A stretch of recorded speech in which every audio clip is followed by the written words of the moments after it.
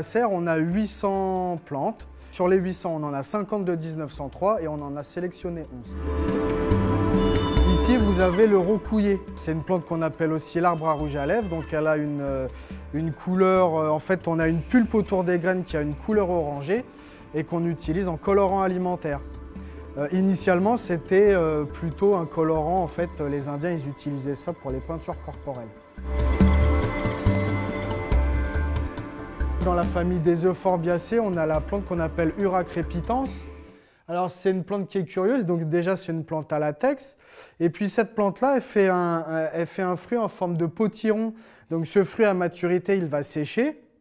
Et aux premières pluies, en milieu naturel, en fait, le fruit sec va s'ouvrir subitement. Et donc en fait, ça va faire un peu comme des coups de fusil. Donc c'est pour ça qu'on appelle cette plante Ura crepitans. Voilà, ça crépite.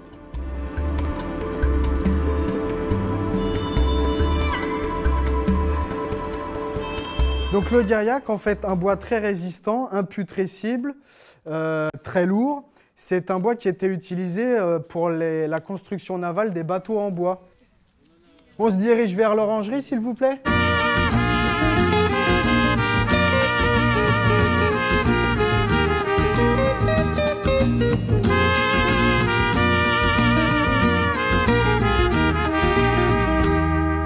L'orangerie, en fait, c'est le lieu de stockage des plantes qui ne sont pas rustiques.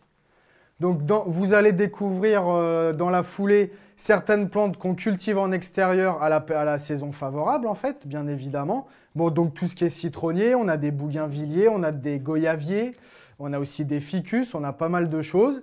Et ces plantes-là, bah, au premier froid, il faut les rentrer parce que sinon, elles meurent. On n'est pas sous les tropiques, on cherche des minimums à peu près de 8, 9, 10 degrés. On ne va pas demander plus, on est sur des choses qui sont quand même pas rustiques mais qui acceptent un petit peu le froid.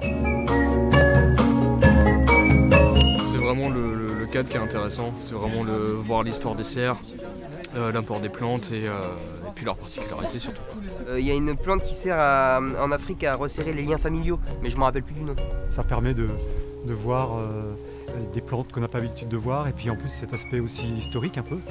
Le fait que ce soit des serres très anciennes, des arbres qui sont très anciens, qui ont été conservés comme ça pendant presque plus d'une centaine d'années, c'est quand même assez impressionnant quand même. C'est un beau travail, quoi.